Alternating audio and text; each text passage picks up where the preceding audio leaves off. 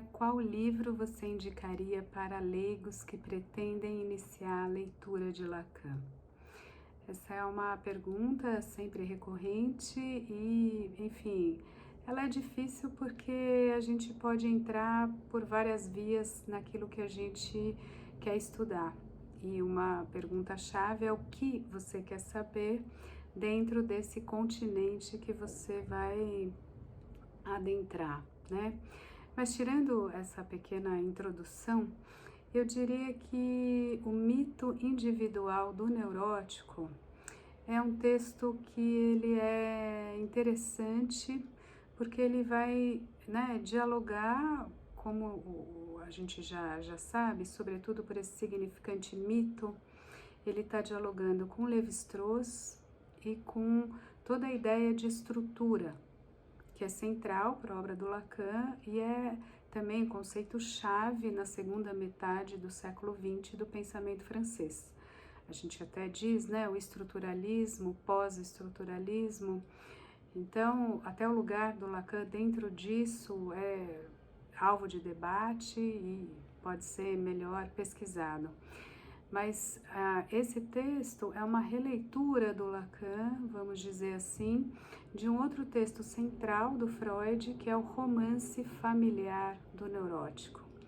Então aqui a gente já tem vários pontos sobre a ideia de Édipo, complexo edípico, uma leitura estruturalista, o conceito de estrutura, a ideia de linguagem, de lugares e posições, que depois vai se revelar tão rica. Quais operadores da teoria lacaniana são fundamentais para a leitura do momento que a gente está vivendo, sobretudo no Brasil e no mundo, né, o contemporâneo? Essa foi uma boa pergunta, sobretudo porque ela mostra que a psicanálise ela é uma chave que pode abrir várias portas, né? Eu gosto muito dessa ideia de uma ferramenta de leitura, de visão, de poder olhar e sentir o que a gente vive. Então, a psicanálise ela não é só uma análise de uma psique individual ou a clínica individual, ela pode ser uma escuta de um coletivo também. E claro, eu destacaria aqui duas bases, né? Primeiro e sobretudo a ideia de fantasia, né? O fantasma, a fantasia, que vai casar com uma montagem pela qual se vê o mundo. E quando isso se dá de forma massificada, em que todos estamos construindo determinados lugares de idealização, míticos, né, do mito, como é que a gente projeta essas nossas próprias fetichizações individuais e vai junto com toda a massa? Isso é um pouco Freud, claro, a psicologia das massas, mas o operador de fantasia, a estrutura da fantasia, ela é importante, junto, claro, com a ideia de imaginário. Então, o imaginário e o noborromeano, RSI, também são operadores interessantes para essa junção enigmática, real, simbólica, imaginário e muitas pessoas. Talvez, enfim, dentro do universo do fake, do fictício. Maria fala sobre ego distônico, ego sintônico e ambivalência e o que isso teria a ver com Lacan. É bem curioso, né? Isso é uma pergunta interessante porque são conceitos que partiram de uma matriz freudiana e foram se espalhando para o universo pós-freudiano, como a gente chama, e a ideia de, né, tanto de ego quanto de sintonia e distonia, vamos dizer, foram relidas por Lacan. Agora, claro, o conceito de ambivalência, essa ambiguidade ou algo de borda, de tramar, de fazer fio, né, com os nós e as formas de fazer a garrafa de Klein, toda a topologia é também uma tentativa de ver como é que a gente faz as junções, né?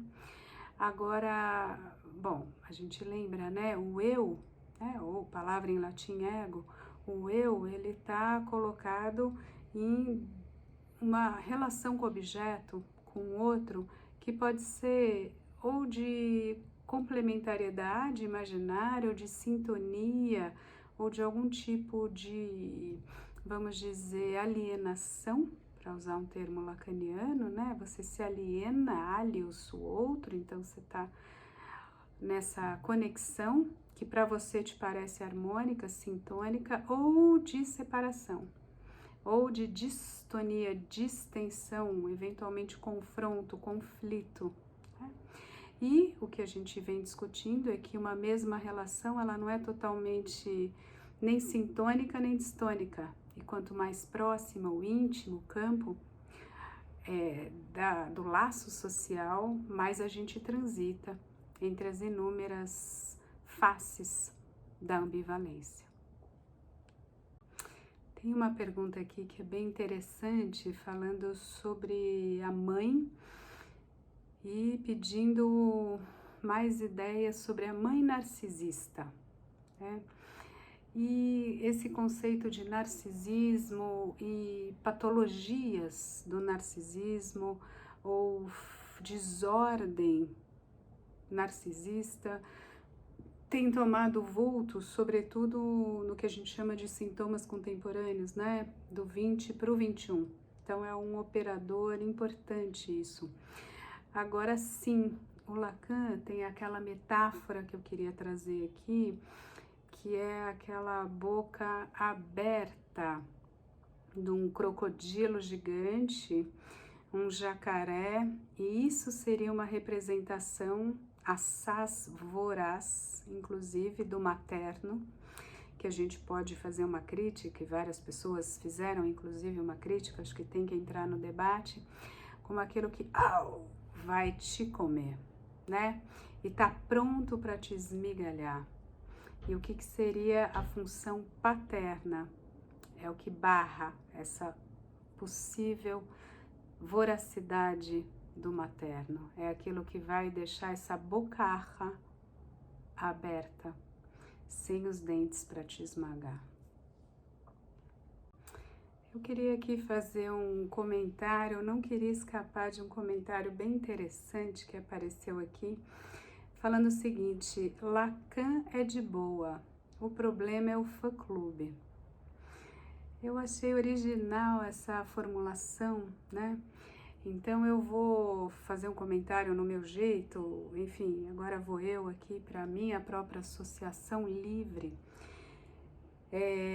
Que Lacan, ele próprio foi uma figura bem carismática, né? Sem dúvida, acho que esse é um termo que a gente pode aplicar a própria, essa figura quase mítica, né, do Lacan, que no fim da vida enchia os auditórios, né, da Sorbonne, e era quase um passeio turístico, né, para quem ia em Paris, sobretudo nos anos 70. Lembra? Lacan nasceu em 1901, morreu em 1981, então a última década, os últimos seminários já foram mais monossilábicos, mas nos anos 60, sobretudo depois da publicação dos escritos, os 60 e virando para os 70, esses 10 anos, né, 65, 75, era um boom realmente, todo mundo queria escutar Lacan, ouvir, ver aqueles nós, aquelas tramas, e tinha algo que ele próprio criticava, ele mesmo fazia, vamos dizer, uma leitura, né, quase analítica desse movimento de massa e de constituição de um líder, do suposto saber, esse sujeito da transferência, tanto que ele respondia: vocês, quanto a vocês, podem ser lacanianos, eu sou freudiano. E todas as diatribes, intrigas, histórias tão bem contadas por vários livros, sobretudo a história da psicanálise na França, pela Roudinesco, com muitos volumes, ou testemunhos, ideias, e depois as rupturas do fã-clube ou dos vários clubes e várias instituições e todo o debate sobre como transmitir a psicanálise, quem herda, quem não herda, quem tem os seminários, quem transcreve, quem tem outra versão, e as várias, como diria o Lacan, perversion, as várias perversões do pai ou as várias versões do pai. O que você mais gosta no estádio do espelho? Essa é uma pergunta muito curiosa. Primeiro pelo formato dela, que eu poderia aqui falar bastante, mas só vou marcar esse pequeno trecho, né? O que você mais gosta dentro desse conceito? Quando a gente fala estádio do espelho, a gente está pensando num estadiamento, fases, ideia de que a gente a gente atravessa algo, a gente atravessa o espelho de Alice e a gente se torna uma outra coisa, né? Então essa é a ideia de uma fase, de um estádio, de um estágio. E aí a gente coloca uma questão no formato, o que você gosta nisso? Como se a gente pudesse gostar ou desgostar de algo. É uma lógica de like quase, né? Ou dislike. É muito curioso como a gente está impregnado pela nossa cultura, como ela diz de quem a gente é. Então, por que eu estou começando por aí? Para dizer que isso justamente é o espelho. É o processo de formação do eu que se dá a partir de uma identificação com a imagem de si mesmo no espelho, que é o eu, mas ao mesmo tempo é o outro. É aquilo que eu vejo que sou eu, nomeado pelo outro, narrado pelo outro, idealizado, fetichizado pelo outro. Por isso que o espelho também conversa com o eu ideal e ideal de eu, né? Então, a camada do amor, a camada do gostar, do afeto, está profundamente interligada à capacidade ou não de formar essa instância tão enigmática que é a instância egóica.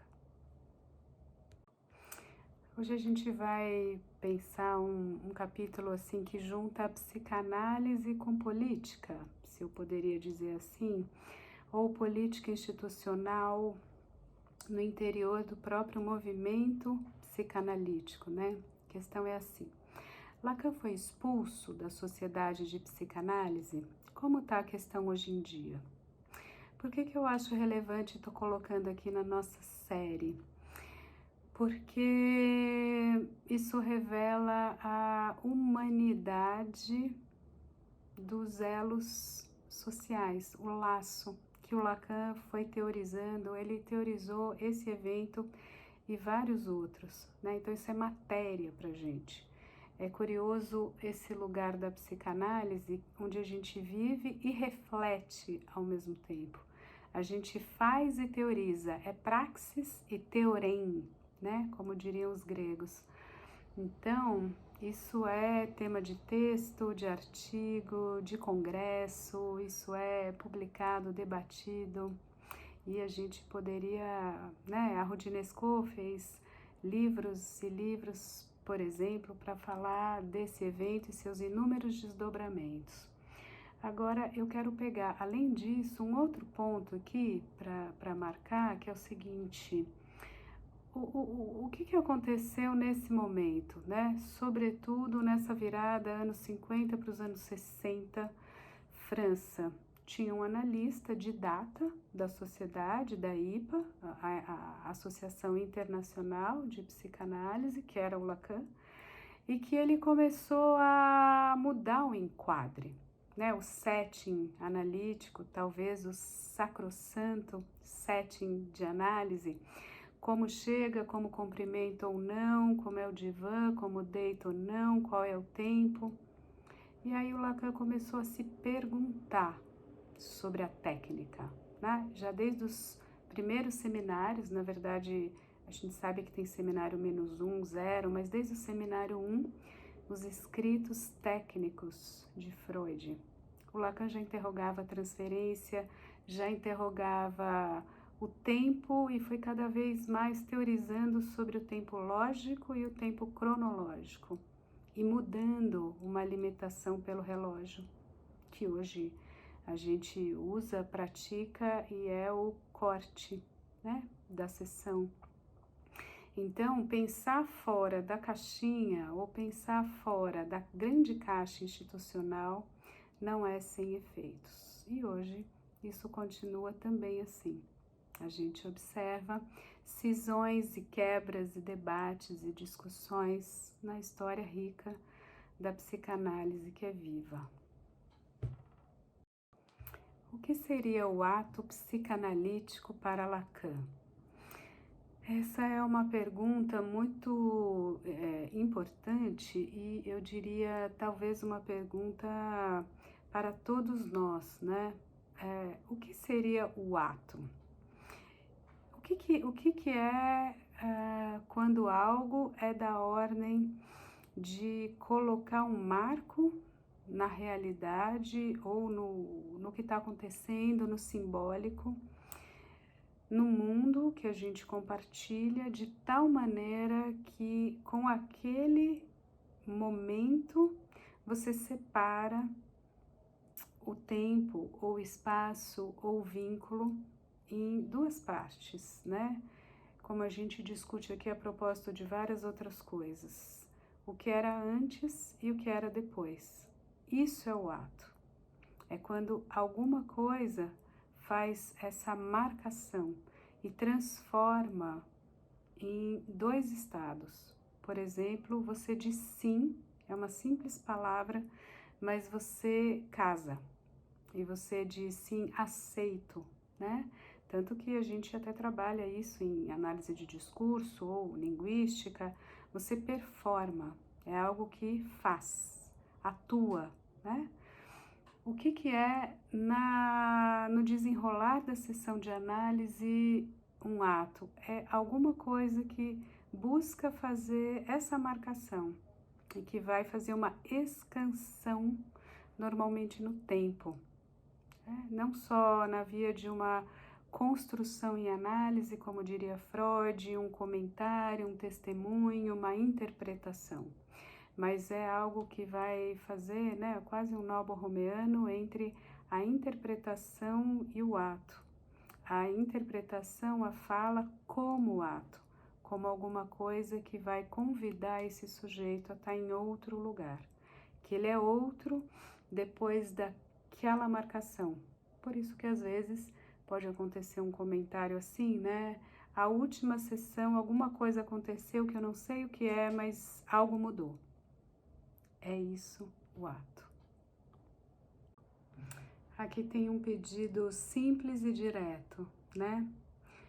Fala de Lacan e amor. Ou seja, o tópico que eu quero saber é esse laço tão peculiar que é o amor. Um laço social, digamos, de conexão ou de imaginário de conexão eu-outro. Bom, vocês sabem que esse é um capítulo gigantesco para a filosofia, para a literatura, para o cinema, para a psicanálise. Eu mesma fiz e provavelmente refarei sempre, porque é um tema infinito, um curso sobre amor e esse grande enigma, né?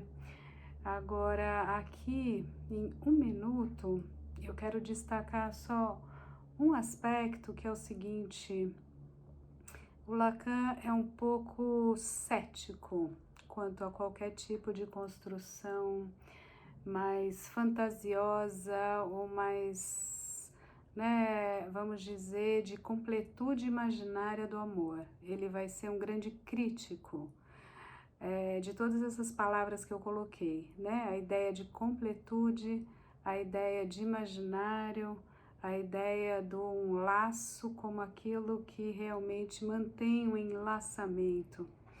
Então, ele vai repetir, né, na esteira do Freud, essa crítica, e isso é muito claro. No Seminário 20, ele faz várias definições do amor, algumas mais polêmicas que outras, com alguns aforismas mais, assim, também polêmicos, mas uma tese central é a seguinte: o amor é narcísico, né? A base é que a gente ama no outro um espelho do eu, um espelho fetichizado do eu, invertido. A gente ama o brilho que está no olho do outro ao ver eu mesmo. Você pode ter todos os jogos nessa conexão eu-outro, nessa trança. Você pode ir para vários, vamos dizer, vários pontos do quadro, mas o desenho é esse. É especular, é um quadro, tem olhar, tem brilho, tem narcisismo. O que é angústia no seminário do Lacan sobre o tema? Olha só, é um ano, né? É um ano, são muitas páginas, como o nome diz, é um seminário que tem esse título, né? A gente até chama o Seminário da Angústia, tá lá pelo meio, né, da obra do Lacan, dos seminários.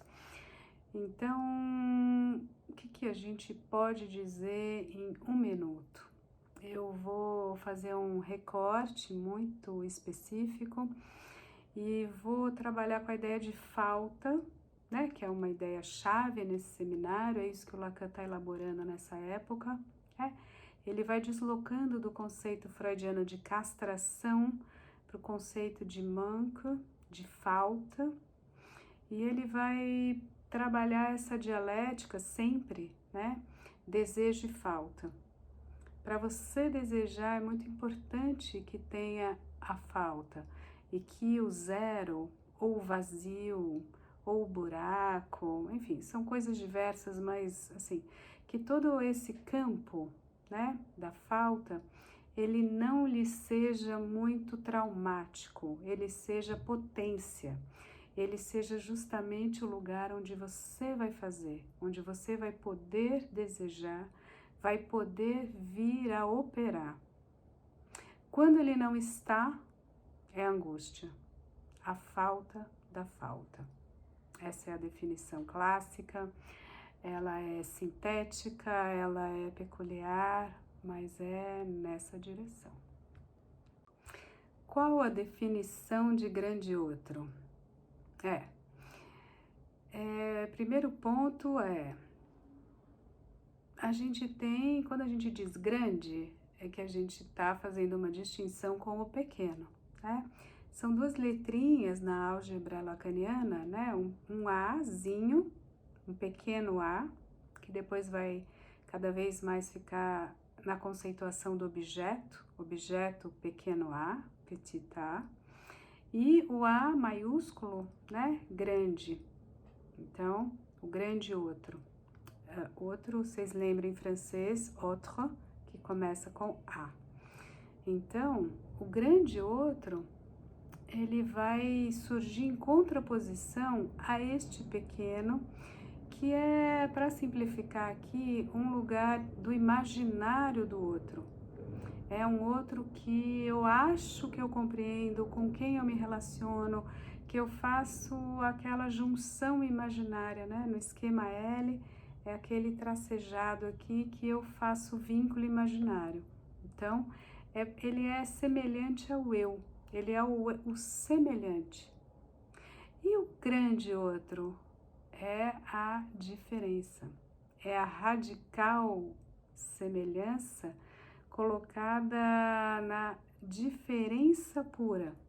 É como se fosse aquilo que ao mesmo tempo me sustenta, por isso que ele é o outro simbólico, ele é o tesouro dos significantes, ele é a cultura, ele é o outro parental, o grande outro materno, paterno, né? ele é aquele que faz a diferença comigo, ancorando no modelo possível para um lugar identificatório da similitude. Então, essa dialética, eu-outro, semelhança-diferença, grande, pequeno, outro, e todo esse vínculo, né, onde o outro, ele parece ser semelhante, depois ele escorrega, e é o desconhecido, como assim eu não sabia, né, que você tinha esse lado, é por aí a grande seara da alteridade. Observamos a extimidade atualmente. É interessante essa questão, porque ela vai voltar naquele conceito do estimo, que o Lacan vai criar. Vocês lembram que ele cria vários neologismos e vai brincando com as palavras e brincando com esse universo da língua e do simbólico, para dizer que o que a gente imagina que é o íntimo, né? Ele está fazendo um jogo de palavras com esses dois prefixos, o in e o ex, o dentro e o fora. Então, vocês lembram, né? In significa justamente aquilo que, né, seria o lugar da intimidade, do dentro, do mais profundo, e o ex é esse movimento de levar para fora, de empurrar, né, de estar em outro lugar. Então, o que o Lacan está dizendo é que o nosso mais íntimo é vivido por nós como aquilo que é mais externo, uma alteridade, uma diferença, um desconhecido. E o que seria o inconsciente sem ser esse grande lugar de extimidade, de uma intimidade tão estranha, onde eu não me reconheço, né? Na qual eu digo, nossa, o que foi que eu fiz? O que foi que eu falei? Como assim? Isso me atravessou. Então, será que hoje, ontem ou amanhã a gente não é, sobretudo, sempre extimidade? Sempre achei o conceito de gozo em Lacan difícil. Você pode falar um pouco sobre? Esse conceito eu diria que é um dos mais perguntados, debatidos, interessantes e talvez uma das ferramentas mais úteis. Em que sentido? É aquele tipo de operador, né? Por isso que eu estou chamando de ferramenta conceitual, que quando cai a ficha você fala, você não deixa de usar, porque ela é ela é ótima, ela parece, sabe aquela gotinha, né? Acho que é sílex, aquela gotinha de pedra que a gente usava e que, curiosamente, né, primatas usam e tem ferramentas também, serve para muita coisa, né, para perfurar, para cavar, para lutar. Então, é um grande operador da teoria lacaniana, o conceito de gozo. Ele está, né, caminhando junto com o Freud além do princípio do prazer. Então, ele está dialogando com isso. Ele é esse algo além do princípio do prazer e que vai fazer uma porta giratória, vamos dizer, entre o prazer e o desprazer. Isso é o gozo. É aquilo que você pode querer ficar livre de e não consegue ficar livre de. Aquilo que você diz não tem nada a ver comigo, volta e meia, vai lá e encontra de novo.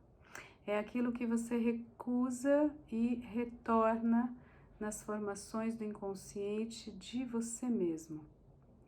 Então, tudo aquilo que você precisa recolocar, normalmente sob forma de sintoma, é que ele está do outro lado da moeda, querendo dizer de um gozo que não pode ser dito. Essa é sempre a marca gozo e sintoma, né? Oi, se você gostou desse vídeo, eu te convido então para se inscrever no meu canal, apertar o sininho para receber em primeiro lugar as notificações e acompanhando as várias ideias que circulam por aqui, assim como seguir as outras redes que estão aqui na descrição, tá bom? Até mais, até a próxima, a gente vai se cruzando por aí. Tchau, tchau.